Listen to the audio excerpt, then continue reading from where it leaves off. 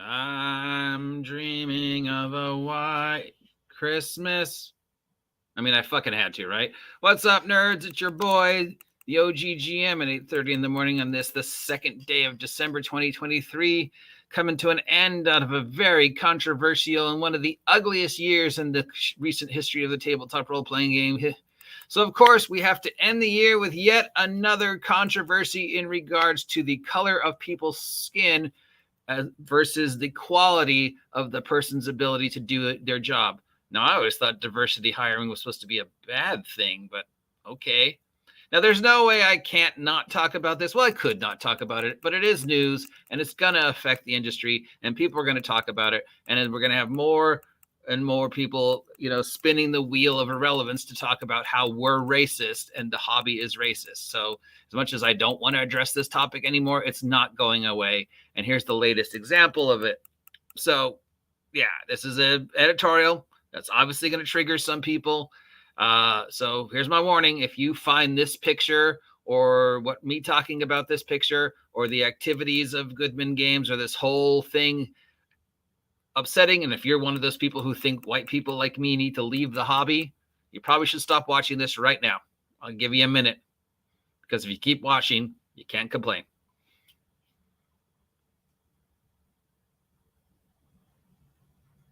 All right, if you're still there, it means you want to hear what I have to say about this. Now I'm going to try and keep this as neutral as I can.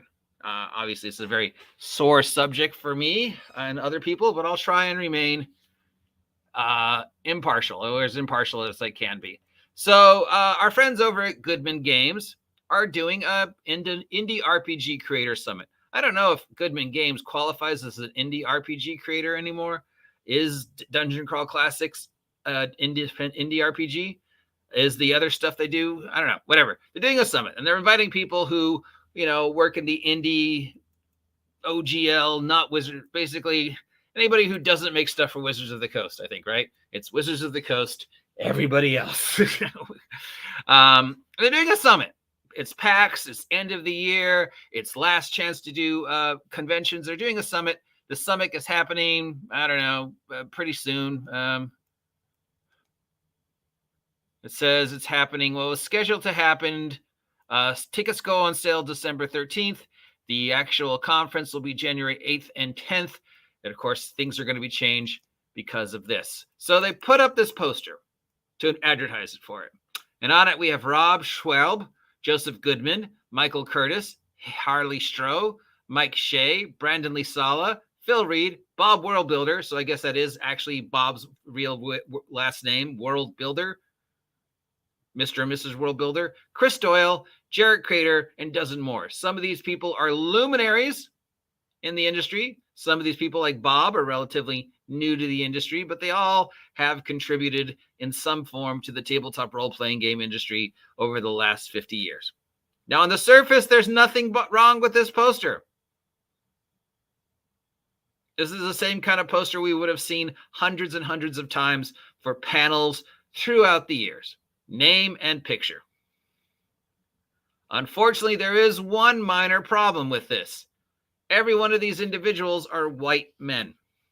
And of course, because they are white men, and white men can't leave the hobby fast enough, thanks to Kyle Brink, they were attacked. And this was called being racist. And, they should have double-checked, and they should have put some of the pictures of the other contributors who fall into a diversity, because none of these guys are diverse, right? None of these guys mark any of the boxes. None of these guys on this picture are disabled, right? None of them are LGBTQT, right? None of them are Jewish or Irish or Welsh or any other demarcation, right? Every one of these guys are cis, white, heterosexual, Anglo-Saxon, European, American white men, and therefore they hate everything else right? And the hobby is all about just white men who are racist. So yeah, they got attacked for this because nobody bothered to look up if any of these guys are LGBTQ or anything. And people are like, oh, there's racism. You should have put somebody on who was, these dozens more. One of them's got to be another skin. Well, Michael Curtis looks like he's maybe not, whatever. So they could have played the fuck you card, or they could have bowed a knee, and they took a knee. They posted an apology because they felt they had to. And I think we just have the apology here somewhere. So this went up. Regarding our previous Indie RPG Creator Summit speaker highlight post, we acknowledge and want to address our oversight in representing the diversity of our community, are committed to promoting inclusivity for moving forward. We hope this update helps to address a crucial oversight in our promotional image where we failed to adequately represent the diverse members and speakers within our community. Although it was not our intention to exclude any of our speakers, this mistake underscores broader systematic issues and the responsibility for us to help maintain and promote a high standard of inclusivity in the space that suffers from underrepresentation. We thank you for the wake-up call and letting us know that you think we're racist. So we've now changed the promotional material. And, of course, we're going to be changing the schedule to represent people better. So let's see if they've changed it by going to the web page.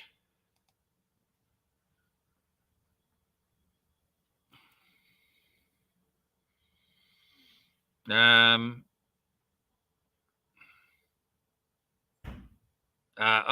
Lowo is giving a talk at 12 about taking the leap, advice from new creators.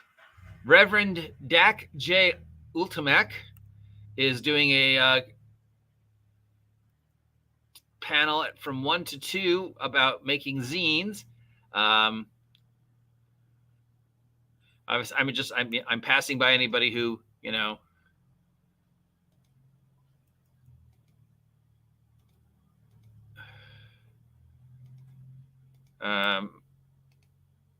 doesn't fill in the box.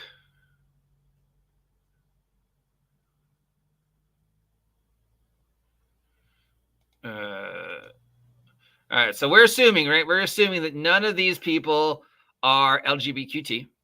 None of these people are disabled. None of these people are, identify as anything other than cis white men. None of these people are single dads. None of these people are from any country but America. And all of them are from middle America. So that's the assumption, right? In order to be the racist white men that Kyle Brink wants to leave the hobby and that they're getting called out for, none of these guys click any boxes. So we're just going to pass by anybody who doesn't click any of these boxes. So sorry, Joseph Goodman, you're not disabled. Those glasses are just simply because of looks. Julio Terra.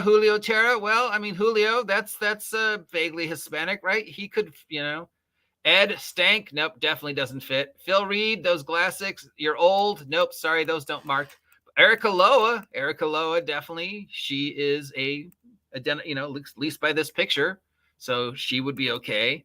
Reverend Dak J. Ultimik, okay, we've changed him. Matt Hill, sorry, Matt, you got to go. Stephen Prog, that's P-O-A-G. That's totally a American Midwest name. That guy has absolutely no Germanic or Russian in his bloodline. Harley, you got to go. Chris Doyle, you got to go. Clint Bodie, you got to go. Meredith Gerber is giving a talk at 9 a.m. About selling digital tools.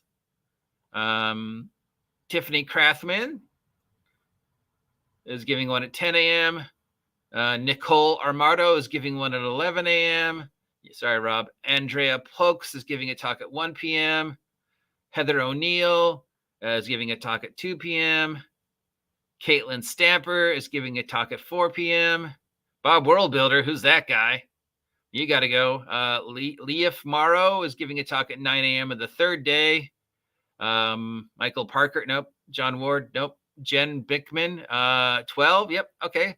So if any of these people had actually gone to the webpage, they could have seen the diversity, but they just saw the poster and they're like, no, you got to change your poster. So if they changed it, I don't see it. But I guess they changed it. Hilarious title in the Red Rooms report on this. Well, now I got to go to the Red Rooms report on that because they are my employers.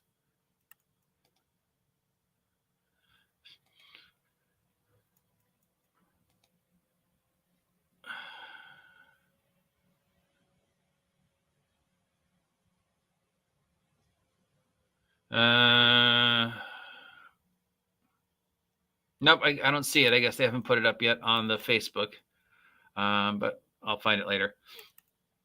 The comments on the Goodman post and apology post were quite a ride. I'm sure they're being called out for taking a knee and bowing to the woke mob. And I'm sure the woke mob is either saying it's too late or a way for you to finally be adult.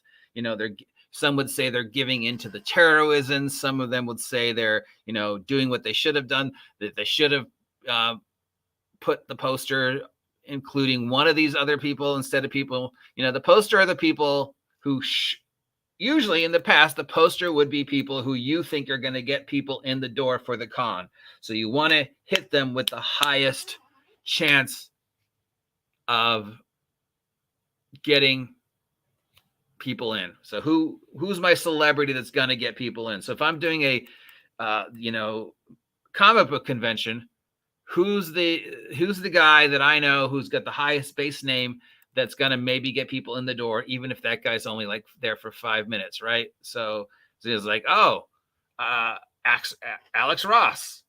I'm going to put him right on the cover because I know that's name recognition. Now, mind you, Alex Ross isn't talking to the last day of the convention, and he's only going to give a 20-minute talk, but that's the name I'm going to use to get people through the door. This is a time-honored tradition.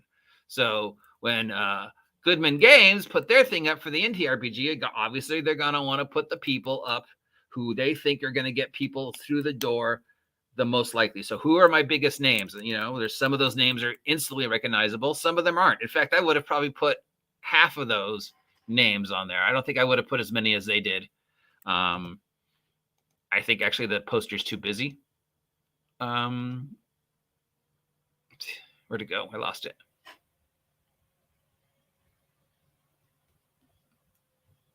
Here it is. Okay.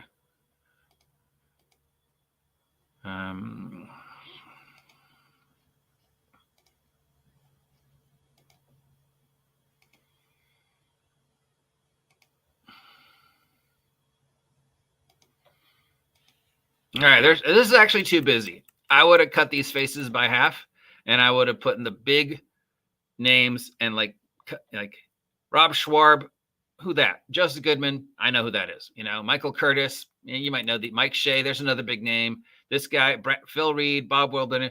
Like I would have just had like Joe, Mike, Bob, and maybe somebody else. But you know, these would have been my big names. Joseph Goodman, these other guys, I would probably cut these by half. These are the names that you want on the poster to bring people in. Even if Bob's talk is the last day for 5 seconds, you know people know who Bob is. So it doesn't matter what they are. You want the person with the best qualifications, and you want the person who's going to have the most name recognition to be on your poster because you want to slap people in the face that this person's going to be here. But of course, the people who are angry about this don't think like that. They just saw a bunch of white people. They didn't bother to go to the webpage. Probably none of these people are actually going to go to the convention or even play any of these games anyways. They just saw a bunch of old white men on the picture, and they played the Conni Chang.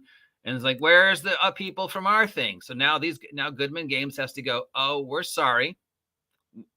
We should have been more representative because obviously nobody on this poster represents anything that you would consider a diversity. Again, none of these guys are gay or trans or a single dad or disabled or Jewish or from another country besides America. No, they're all cis, heterosexual, married white men who live in the Midwest and are Christian and who hate everything that isn't, that, right? So that's what he saw. And they didn't bother to go. And so then, of course, Goodman Games has to post an apology. That apology, of course, now makes them look weak in the eyes of a lot of people. A lot of people are saying, you didn't have to apologize. You didn't do anything wrong. This is a time-honored tradition. These are the people with the most experience. Most likely people are going to want to listen to. They're the most important of your guests. They're the faces that are going to get butts on the seats and make you money. That's why you chose them. Not because of the color of the skin, because of the quality of their work. So some people are saying you shouldn't have to apologize. Other people are saying you totally fucked up. You did have to apologize. Other people are now saying, oh, the apology's too late. Fuck you. Other people are saying, oh, the apology's on time. Thank you very much. Other people are saying, again, you didn't have to apologize. No matter what, Goodman Games' reputation is ruined for a while. Anybody who associates with Goodman Games going forward for another couple months is going to be associated with this fiasco. So at the end of the day, sure, it gets them a lot of heat and it gets them a lot of attention, which is never a bad thing. And they might make some money off of this because now people who want to support them are going to support them even more, going, well, now I want to totally back these guys because people are attacking them. So they're definitely going to come out of this in some way ahead because there's no such thing as bad publicity. But this is cheap heat. This is what we would call cheap heat. There's going to be that publicity is going to be negative, and anybody who associates with them is going to be negative. Bob Worldbuilder is going to lose subs because people are going to be, oh, Bob Worldbuilder's racist because he was, on this thing. So yeah, it's not going to be a good thing other than they're going to get attention. And the woke mob will attack them for 48 hours until the woke mob is distracted by the next thing they're going to be angry about. The cover of one of the new D&D books not being whatever, or whatever. No matter what, these people are going to be upset about something. They'll look at this and be like, go, oh, wow, this is racist or whatever. So yeah, they can't win. Should they have posted an apology? Or should they have done the same thing that Hasbro did when Roe versus Wade happened? If you don't remember that, when the Roe versus Wade thing happened, was it last year? A bunch of employees of Hasbro and Wizards said, we're going to go on strike until Hasbro says something about that. And Hasbro didn't say anything. Hasbro's, response was basically, look, okay, this is Friday, right? Thursday, right? Wednesday, we had this thought about that political statement. This is what Hasbro thought about Roe versus Wade. Chances are what Hasbro thought about Roe versus Wade was on a poster in the break room. So whatever Hasbro's take on Roe versus Wade on Wednesday, and then the vote happened on Thursday, and all the employees were like, you didn't say anything. And Hasbro didn't respond. Because basically Hasbro was saying, whatever we thought yesterday is probably what we still think and probably what we will still think tomorrow. So our opinion hasn't changed, so we don't need to comment on it. You, our employees, know. I thought that was brilliant. I thought by Hasbro not saying anything. Doesn't matter if they were for or against, they didn't say anything. So should Goodman Games just, this is our poster. We're not going to say anything. You can either support us or you can attack us. We're going to toe the line and just do our job. Or should they have said, we're right. Here's our apology. Hopefully we can put out the unnecessary trash fires. Now, some people are saying, well, because you're now changing things around, other people who are going to talk are being moved or having their talks kicked to the curb to make way for diversity. So now instead of Goodman talking about, you're going to go out and get a Conni Chang or whatever. So does that mean somebody else lost their spot? Because that's a lot of time and money that somebody spent to get there and to have the talk. And now you're telling them you can't have your talk. So, is that racism by Goodman Games now saying, okay, qualified white person, you lost your slot because instead we need equally or lesser qualified not white person to have that spot because people need to see that we're apologizing. I mean, no matter what, they can't win. And the apology will just make them look weak. It'll just make them look like they're giving into the terrorism. They're still going to lose support and respect no matter what. People on the the one side of the fence will be like, I lose respect for you because you took a knee and posted an apology and you didn't have to. Another hot side will be, I'm losing respect for you because you apologized too late and you should have just known. And then, maybe there'll be some people who are like, okay, you deserve a second chance because you did apologize and you realize your mistake, but you're weak because you apologize. And I'm always going to see you now as the people who apologized for not being diverse enough because, again, nobody on that cover is any diversity whatsoever, right? Now, I know this post is going to get me in trouble and I'm going to be called a racist, but hey, it's free heat. And I'm a hopeless shill. So, of course, there was no way I couldn't talk about it. And I've tried to remain impartial. I think I did a good job. But obviously, this is going to spur another round of white people need to leave the hobby. The hobby is racist, blah, blah, blah. D&D, tabletop role-playing games, needs to change to represent the majority of people who are playing. Mind you, the majority of people who are playing are still white people, Not to say that there aren't girls and minorities and LGBT, but, it's still a, whatever game. I don't know. There's no way to say it without sounding racist. So white people can't leave the hobby fast enough. Well, Kyle, yes, I've noticed you still haven't stepped down and you still have your job and the white company is still paying you. I noticed Connie is still getting money for shilling D&D Beyond at the start of every one of her streams and taking the money that she earned from Wizards, even though she hates them. Same with Mackenzie. So, yeah.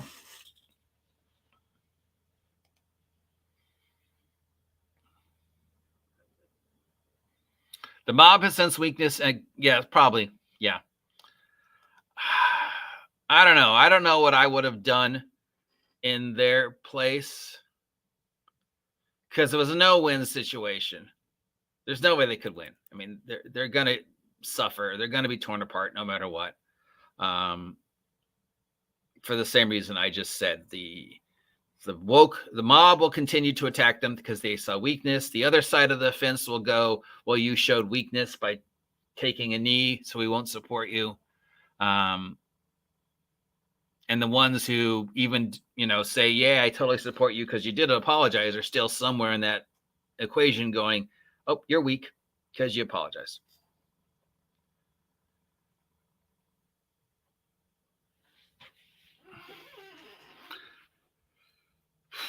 Anyways, the rest of the year is going to be tough for Goodman Games. Is there any way I can pull out of this trash fire without making myself look stupid? No, probably not. So why not you take the money you would have spent on Goodman Games, and now you're not going to spend on Goodman Games, and instead invest it in something far more interesting by buying my merch. Because one, it's a lot cheaper. That's right. The Wretched Vigilantes series, Wretched Vigilantes, Good Guys Never Win and Bad Guys Always Lose, are available for print on Lulu. My Wretched Beastery issue 1 through 8 is available on the Red Room site. These are my PDFs that I'm making monthly with various monsters and minions and creatures and dangers and stuff like that. So if you want to get a good chunk of OGL superhero nonsense or a good chunk of OGL monster nonsense, head on over to the Red Room and pick up my merch. You support me, you support them, you support indie creators, and, whatever. I'm a hopeless shill, so we know I'll sell out anyways. So how much trouble am I going to get in for this post, guys? Have a great Saturday. I'll talk to you later. Stay safe out there.